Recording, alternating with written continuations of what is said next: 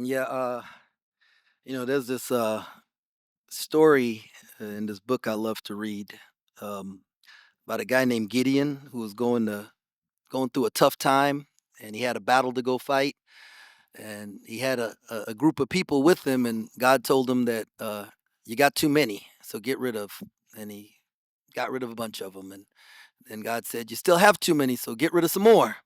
And so he got rid of some more, and um, we had that experience happen to us this last week where, we've got two guys that were already out. And then, after the Oklahoma State game, you know, uh, we had Abdi's foot x-rayed, and he had a stress fracture. So he had surgery today. So he was out. And then today at shoot around, there was a freak thing that I don't know. We don't even know what it is, but it took Kamari out of the game. And but we told the guys, just like Gideon, God told him he had enough. We told the guys we had enough, and we just had the battle. And at the end of the day, we was going to win. And when we won, God was going to get all the honor and the glory. So all honor and glory to my Lord and Savior Jesus Christ. Coach, can you expand on any timelines for Abdi and Kamari? No, not really. They tell you 4 to 6 weeks with Abdi, Kamari's day to day. Just like Elias. So To see them step up when 0-5 to start Big 12 play and have that more adversity come towards you, just to see them step up and get this win. yeah, no, I'm super proud of them. And you know, I'd have been proud of him if we was 5-0 and this happened, just to see what these dudes I've said this, like we got high character guys, and they show up every day, and they bring energy, and we're learning how to like just move on to the next thing. And even with this win tonight, we have to got to watch it. We got to keep getting better, but we're super proud of the effort, the grit, the toughness.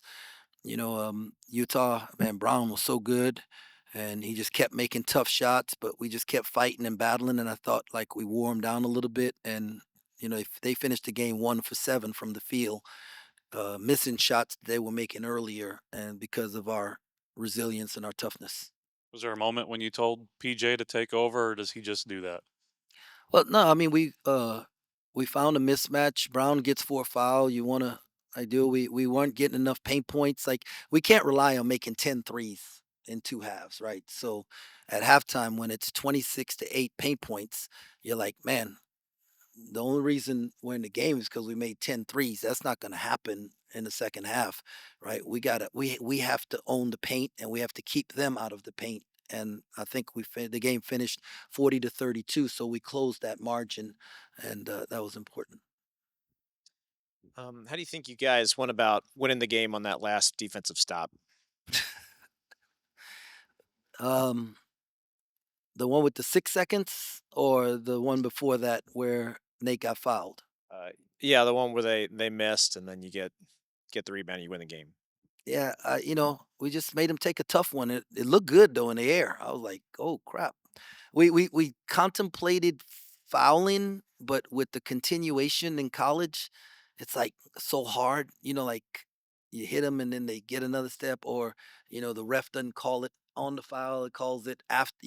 So there's a lot of like changes. So, but just I thought like we made him take a tough one, and then we went and got the rebound with four guards and Taj. And how about Taj Manning playing 34 minutes? And um, Taj has been averaging like a rebound every 3.5 minutes he's on the floor. And tonight, 34 minutes, he only had 4 rebounds, but he did such a great job of blocking out number 32 or number 7, who it was, to allow the guards to come in and get rebounds. And yeah, I mean, he just battled, man. So proud of him. But long term, what's the thing you need to focus on most to make up for losing Abdi's production? I don't know if there's any one thing, you know. Guys got to step up, and all of them are on scholarship. So, like they can all play. And now their opportunities here. And so I thought Andre did a great job when he came in and made a couple big shots. He doesn't make them, and, we don't win this game. And so everybody's going to get an opportunity now. The next guy up, and we just need next person to step up. And then, like just keep battling, man. Just keep battling. This league is unforgiving. Coach, you may have partially already answered this question, but you said before the conference season started that this team could either be 5-1 or 1-5. So now that you're 1-5 and knowing what you know now, what's the state of this team? We got to move on to the next game. It's like our mentality is not bad. Our just our resolve is not bad. Like, I mean, we got, like I said, once again, having high character guys who show up every day and they work at it and they care about each other, and they're starting to show they care about each other on the court as much as they do off the court. You just got to keep grinding, man. Uh I wouldn't be surprised if there are multiple teams who are one in whatever right now that end up, 5 or 6 games from now being 2 games below 500 or whatever it is. I mean, there's like it can turn, and the schedule, right? Like who you play, where you play them, when you play. That it can change, and man, and any night anybody can beat anyone in this league, and that's why you know um I mean, we can go back and look at some games and say, man, we could be 3-3 right now, right? Like with some, just a couple of plays here and there, but you can't change that. So now you got to move on to the next thing and say, hey, let's get the next win, right? Whatever it is, let's do what we got to do to try and get the next one. So Castillo was obviously ready to start based off of how hot he was in the first couple minutes, but when you told him that, what was happening with Abdi, I mean, did you see that in his eyes, in his face, like he was ready for this opportunity? well, I just asked him, like, what is going to allow you to play the best? You want to start? Or you want to keep coming off the bench? And he said, I want to start. I said, okay. I mean, David's ready, man. He's ready. Like, he works really hard, and I was really proud of how, he started the game, and I'm proud of how he's learning how to move on from mistakes, because he's such a perfectionist, right? He wants to do everything perfect, and so he's growing in that area, but so proud of him. I think PJ is a textbook definition of being the head of the snake, especially in that second half. Yeah. Yeah, I mean, early in the second half, they did a really good job of keeping two guys on him, underneath him, going underneath the ball screen. I thought later we did a better job of moving those guys around, which allowed him to get better angles. But I mean, his resilience and toughness to just keep driving guys, playing through contact and not letting it stop him. That got to be commended for that. And you touched on Kostic a little bit, but CJ as well, just those two in particular to be ready for this opportunity when you were shorthanded. What can you say about them? Yeah, just high character kids who care and they work hard every day. And Coach Peterson, staff's been doing a great job with Andre, just helping him grow and mature as a player, and just keeping him ready to play. And you see him, I mean, he walks in and he feels he's open and he feels he can make the shot, and that confidence is a special thing.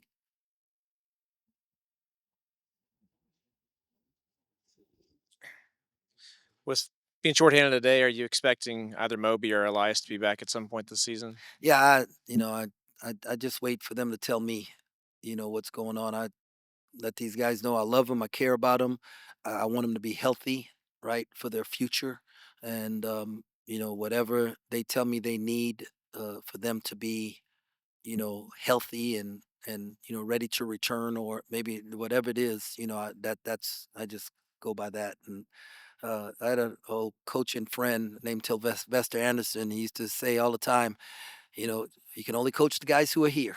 And that's what we do every day. We see who shows up, and we coach the ones who are there. And um, but hey, I want to say this though. I just really want to thank the students, man. They showed up for us. If they're not here like they are tonight and as loud as they were, we don't win this game. And so, God gets the glory. Students get some of the credit for making this a great environment. Looking forward to Saturday's environment. I was also curious. David said that those guys who are out have been helpful in encouraging them in practice. Is there a reason why they're not here for the games? Um, well, Abdi had surgery today, so he was at practice yesterday, and he wasn't here today at shoot around. Um, and the other two guys, like I said, I can't really talk about their situation, but when they're at practice, they're good. Being at the game sometimes might could set them back in whatever it is they're dealing with. So Okay. And just getting the first win, did you? I mean, what was the relief like in the locker room to experience a win again? yeah, no, winning, man, it was great. Great. Feel great. Um, Thankful, and we just like I said, we got to keep moving forward. But like getting off, it is it's just it just builds, as you're on that thing, and so I was very very happy with the win. So I mean, all the focus is on tonight in this win, but moving forward to Saturday, big game. What can this mean moving forward to build that confidence? yeah, well, winning and getting to play another game, you guys we're gonna be fired up, and regardless who we're playing next, and every game is a big game. Like there's so I mean I know this next game because somebody told me which game it is because I didn't know. I know this next game is really important to our fans. So, but for us, every game's a big game. Have you looked at Kansas so far? Have you gotten eyes on them? Just your thoughts on them. Yeah, I mean, I think I've seen every team in the league and watched them, and so I don't really have a lot of thoughts on 'em. I know my prayers go out to Coach Self, who's not with the team today, and just pray that he is doing well and healthy and gets back on the sideline. College basketball is better with Bill Self involved. I don't think we've asked you this yet, but last game out, you started 9 p.m. Today's 8. Kansas is playing well right now. What's it like dealing with these super late tip off times that come with the Big 12 being as big as it is right now? Yeah, there's issues with either way. Surprisingly, I felt like pretty good the Oklahoma State game. Physically, like it was. We had a shoot around. We did our pregame stuff, and I got to relax a little bit. Watch some last minute film or whatever, and get ready for the game. So surprisingly, I wasn't. I thought I'd be like drained, like man, all day long you're waiting on it and stuff, and it wasn't quite as bad for me. I don't know with the players, but I mean, we talk a lot about, student athlete welfare and all of that. And I don't know that playing 9 o'clock at night on the road when they have school the next day and all that is really thinking about their welfare, and obviously we have to um, play at certain times because the TV pays the money. But, I think somehow we can get some of this under control and, play at a decent time. And because those dudes, not getting back till way after midnight and they lose an hour, and then for us, school starts tomorrow. It started today, but like really they get locked in tomorrow. And I don't know what it is for those guys, but it's just, it's not easy on the student athletes. Anything else for Coach?